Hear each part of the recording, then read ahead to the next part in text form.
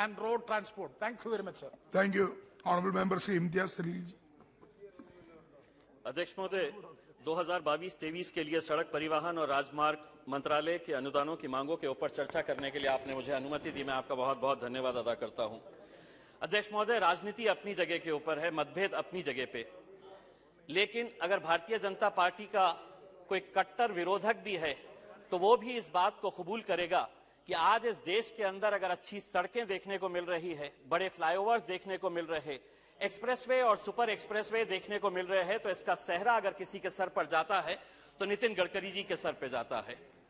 यकीनन आज इस मंत्रालय के अंदर जो काम किया जा रहा है वो वाकई में बहुत ही काबिल तारीफ बात है।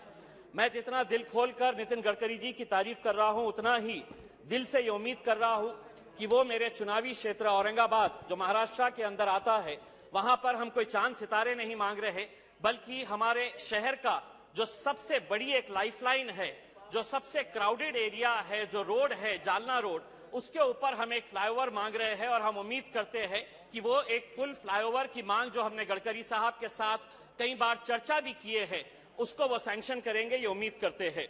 लेकिन अगर एक नितिन गडकरी साहब अगर चुस्त है और उनके डिपार्टमेंट के कुछ अधिकारी अगर सुस्त है तो जनरल साहब उसका असर कैसा होता है? अध्यक्ष महोदय, मैं आपको एक उदाहरण के तौर के ऊपर बताना चाहता हूं।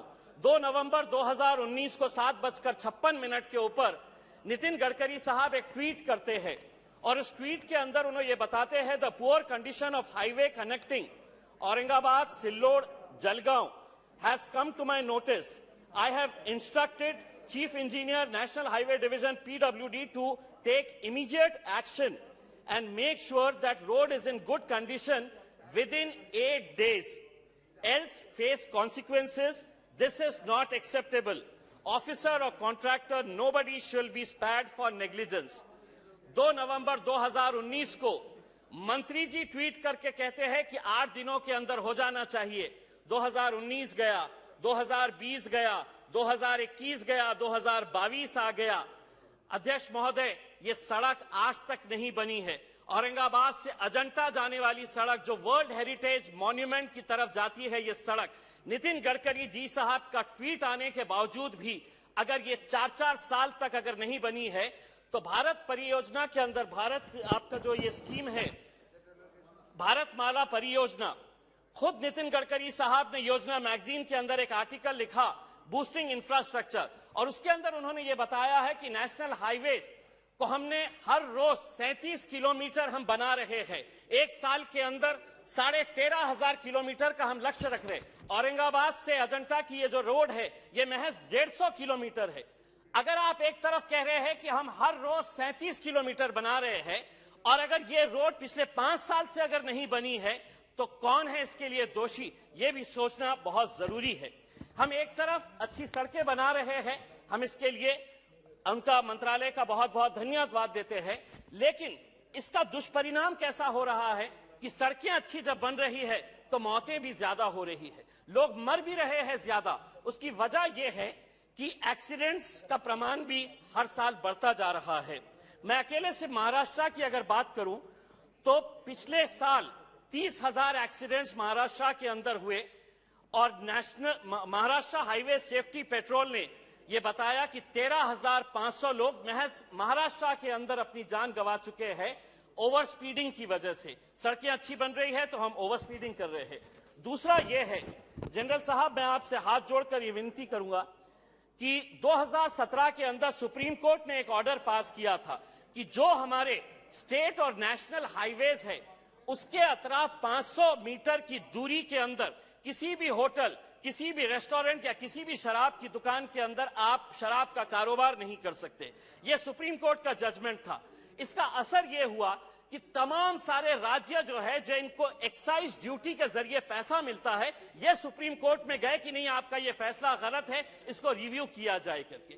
आज ड्रंकन ड्राइविंग की वजह से कितने सारे लोगों की जान जा रही है। मैं शराब पी रहा हूं, मैं गाड़ी चला रहा हूं, अपनी जान तो जोखिम में डाल रहा हूं, लेकिन सामने वाले कितने लोगों की जान में जोखिम में डाल रहा हूं, यह भी सोचने की जरूरत है। इसीलिए ड्रंकन ड्राइविंग के ताल्लुक से भी आप ही की मिनिस्ट्री आंकड़े रिलीज करती है।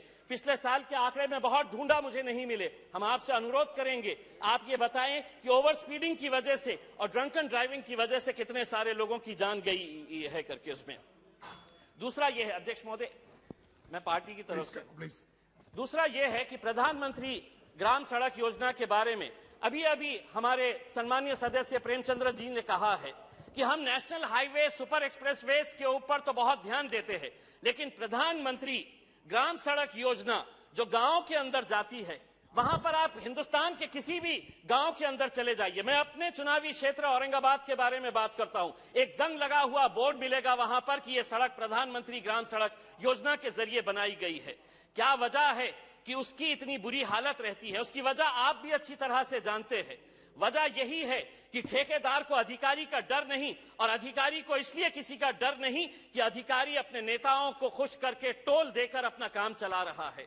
आप एक टीम तैयार करिएगा क्वालिटी कंट्रोल के लिए, आपके पास है ऑलरेडी एग्जिस्टिंग, लेकिन कम से कम केंद्र सरकार की जो स्कीम से, चाहे वो प्रधानमंत्री आवास योजना, प्रधानमंत्री ग्राम सड़क योजना की हो या सीआरएफ फंड के जो पैसे से रोड बनाई जाती है, उनका क्वालिटी चेक करने के लिए मैं आपसे पूछना चाहूंगा, अगर ये गुनाह है, ये जुर्म है, ये कानून है कि अगर कोई ठेकेदार गलत पैसों का इस्तेमाल कर रहा है, कितने ठेकेदारों को आज देश भर के अंदर आपने सजा सुनाई है, कितने अधिकारियों के ऊपर आपने कार्रवाई की है? आप नहीं कर रहे हैं, इसलिए उनके हौसले और बुलंद होते जा रहे हैं। डालिए ठेकेदारों को जेल के अंदर, डालिए अधिकारियों के ऊपर। आप तो जनरल है, आपके पास का जो डिसिप्लिन आर्मी का था, उस डिसिप्लिन को यहां पर लेकर आइए, कोर्ट मार्शल कराइए उन अधिकारियों का, तब जाकर हमारे गांव की सड़कें भी अच्छी बनेगी।